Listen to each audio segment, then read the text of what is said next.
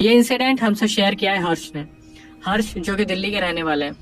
इन्होंने बताया कि अक्षय भाई, मेरी मम्मी से एक गलती हुई, और वो भी एक ऐसी बचकानी गलती जिसकी वजह से आज तक हम भुगत रहे हैं। इन्होंने बताया, अक्षय भाई, हम दिल्ली के उस एरिया में रहते हैं जहाँ पर हमारे घर परिवार में जो चीजें होती है तो हर कोई जानता है, तो मैं उस एरिया का नाम नहीं ले पाऊंगा, लेकिन ये सारी चीजें शुरू हुई 2018 में।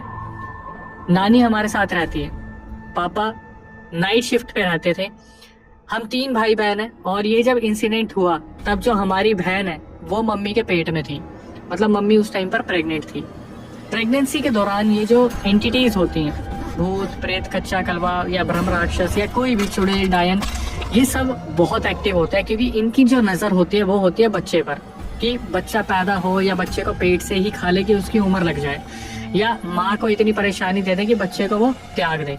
इन्होंने बताया कि आज से हम 8 साल पहले चलते हैं, अप्रोक्सीमेटली 2018 या 19 की बात है, जहाँ पर ये लोग अपनी जिंदगी आम तरीके से व्यतीत कर रहे थे।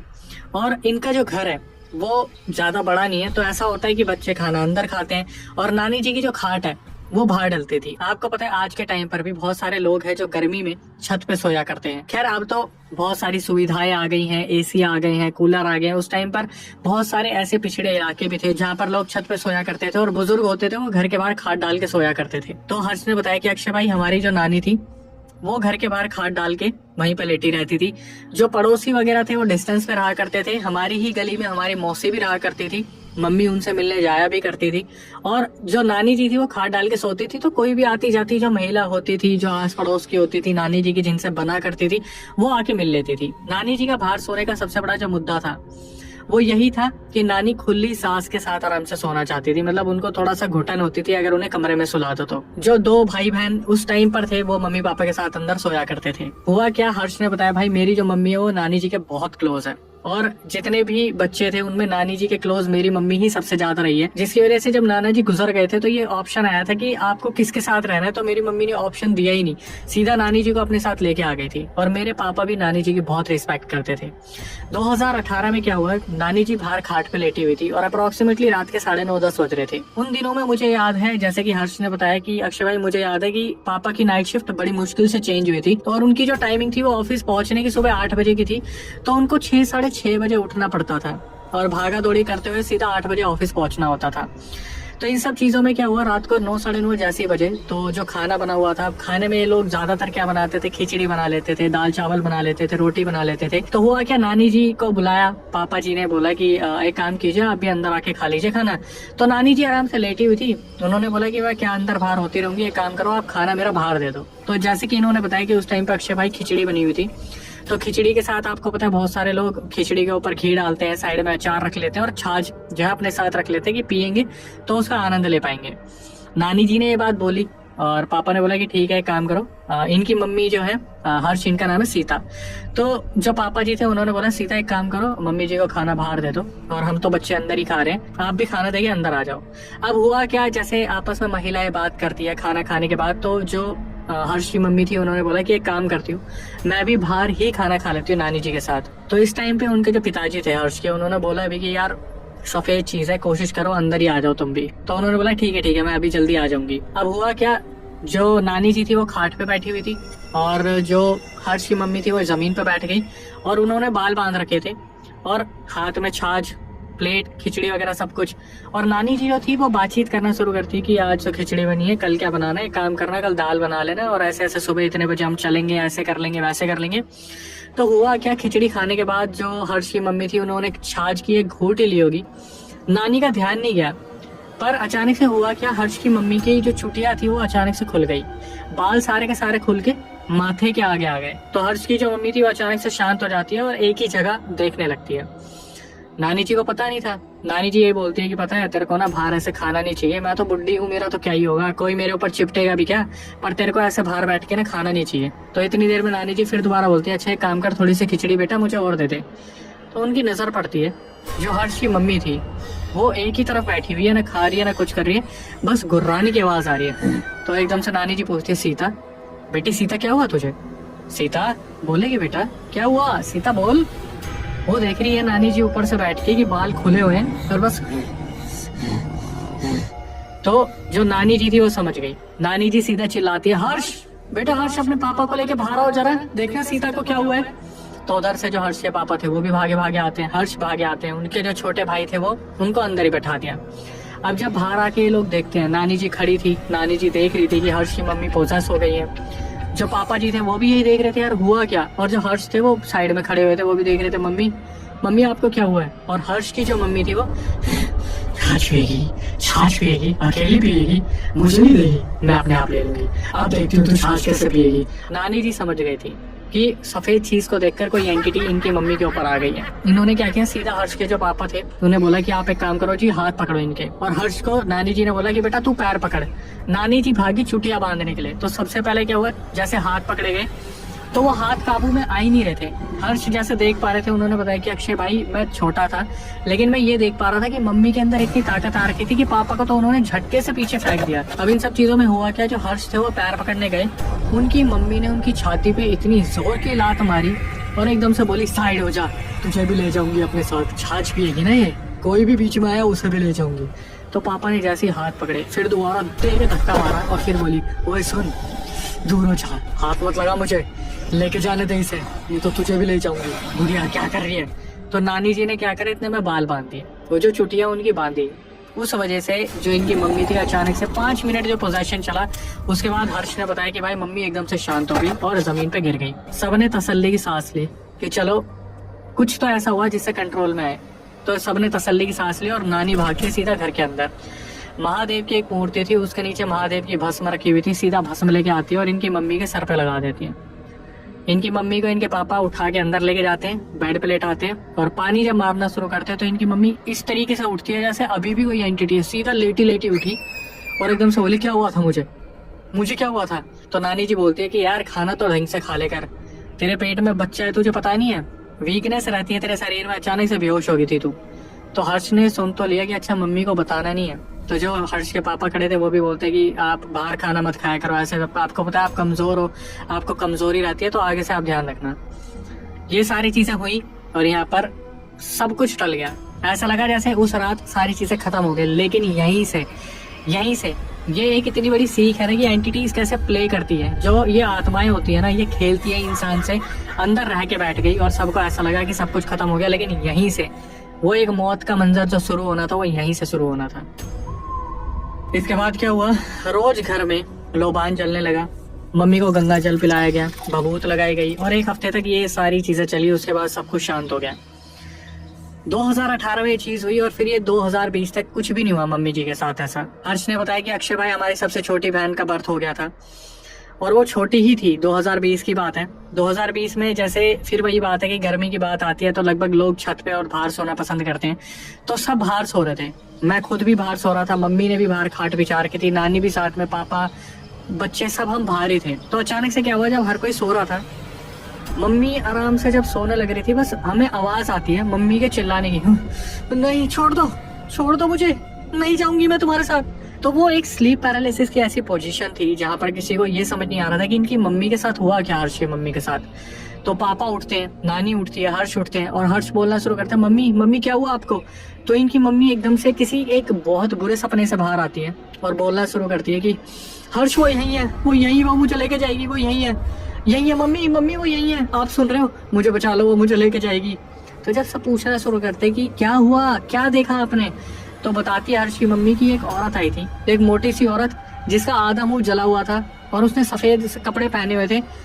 वो सीधा आके मेरी छाती पे बैठ गई और पेट में हाथ डाल के बच्ची को निकालने लगी। तो मैं महादेव का नाम जपने लग रही थी, मेरे साथ पता नहीं क्या चल रहा है और ये बोल के फूट के हर्ष की मम्मी ने रोना शुरू कर दिया। तो नानी फिर अंदर गई, वहां से फिर गंगा जल उठाया, भभूत उठाई और फिर लगाना शुरू करा। तो उस टाइम पर बहुत बुरी हालत हो गई थी। तो खाटे लगाई अंदर और हुआ क्या, लाइट जा रखी थी जिस वजह से आज रात ये बाहर सो रहे थे। वैसे बाहर ही सोते थे लेकिन जब थोड़ी सी लाइट का इशू होता था तो बाहर सोना पड़ता था। तो पूरी रात नानी और जो हर्ष और हर्ष के पापा थे वो जगे रहे, हर्ष की मम्मी को ही देखते रहे। अब भी ऐसा लग रहा था कि चलो कोई चलती फिरती हवा लग के निकल गई, लेकिन नहीं, अभी जो राज खुलने थे वो सही में बहुत ही ज्यादा खौफनाक राज थे।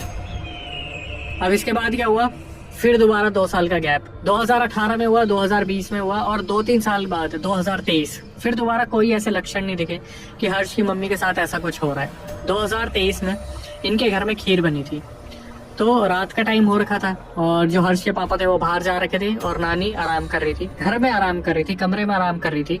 तो जैसे दिल में एक आ जाता है कि यार मैंने खीर बनाई है और सब बहुत तारीफ कर रहे हैं, तो एक काम करती हूँ, जो गली में बहन रहती है मेरी उसको भी दे के आती हूँ।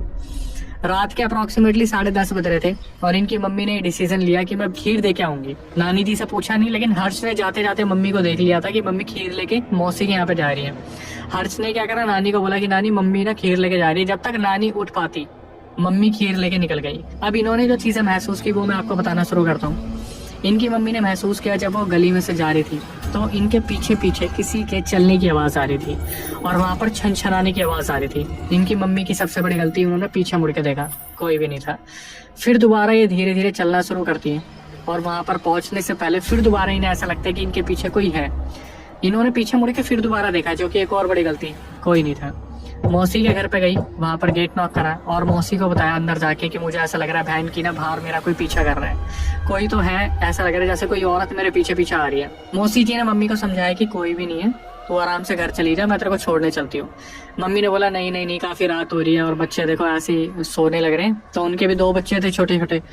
तो मौसी जी ने बोला चल ठीक है, आराम से जाइयो। लेकिन तो फिर दोबारा जब ये घर से निकलती है और अपने घर को आने को तैयार होती है, धीरे धीरे चलना शुरू करती है। इस टाइम पर इन्हें ऐसा लगा कि भाई कोई बहुत ही ज्यादा करीब है और कान के पास सांस लेने की आवाजें आ रही हैं। धीरे धीरे करते करते करते करते महादेव का नाम लेके हर हर महादेव करते करते अपने घर में आती है और सो जाती है। सुबह जब ये उठती है तो इनका टेम्परेचर 103-104। अब घर वाले हैरान कि भाई अचानक से हुआ क्या। तो सुबह नानी पूछती है कि तूने करा क्या, सच सच बता, तेरे से कोई गलती हुई है। इनकी मम्मी बताती है कि ऐसे ऐसे मैं मौसी के वहां पर गई थी और रात को मुझे ऐसा लग रहा था मेरे आसपास कोई है। फिर दोबारा लोभान जलाया गया, गंगा जल लगाया गया और फिर भभूत लगाई गई और फिर मंत्र पढ़े गए। नानी जी ने अपनी तरफ से जो बेस्ट हो सकता था वो किया। 1 रात, 2 रातें, 3 रातें। इनकी मम्मी का जो बुखार था वो नीचे आने का नाम नहीं ले रहा था। फिर फाइनली एक डिसीजन पे आया कि हमें हॉस्पिटल ले जाना चाहिए। हॉस्पिटल लेके चले गए, वहां पे दुनिया भर के टेस्ट करवा लिए, लेकिन टेस्ट में कुछ भी नहीं आया। इनकी मम्मी के साथ रात को कुछ ना कुछ स्लीप पैरालिसिस वाली हरकतें हो रही थी, लेकिन ये जानबूझ के नहीं बताती थी क्योंकि इनकी मम्मी को डर लगता था कि किसी पंडित या तांत्रिक तक ये लोग लेके ना चले जाएं। रोज रात को, जो बाद में बताया इन्होंने, रोज रात को इनके साथ ऐसा होता था कि कोई एंटिटी आती थी और इनकी छाती पे बैठ जाती थी और यही बोलती थी छाछ की चल मेरे साथ, मैं तेरे को पिलाऊंगी। मौसी के लिए लेके गई ना खीर, मुझे नहीं दिया ना। और ये चीजें ये बिल्कुल भी नहीं बता रही थी किसी को। रात भर ये स्लीप पैरालिसिस में रहती और इसी तरीके से तड़पती रहती।